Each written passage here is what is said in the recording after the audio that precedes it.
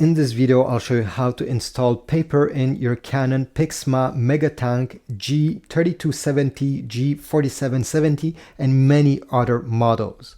So the paper goes right on the back. You need to open this small plastic flap completely, and you're going to notice there is two plastic blue guides over there. Let me turn this way so you see better.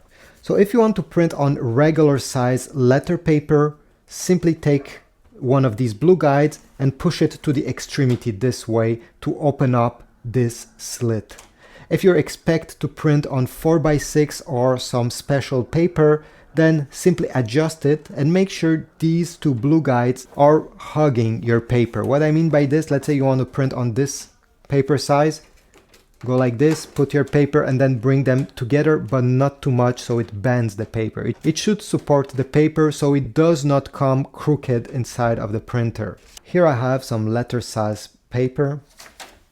I'll extend these to the extremity, align the paper, and let it sit there. You don't have to push it inside.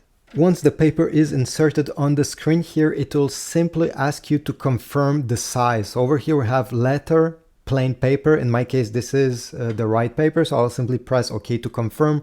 But you can go over here and change it if this is not what you just put in. Then press once again OK.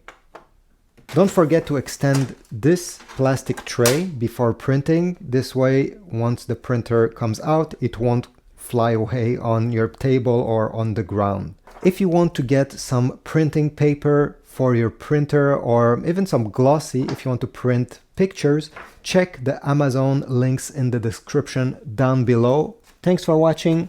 Subscribe, like, comment, and I'll see you in the next one.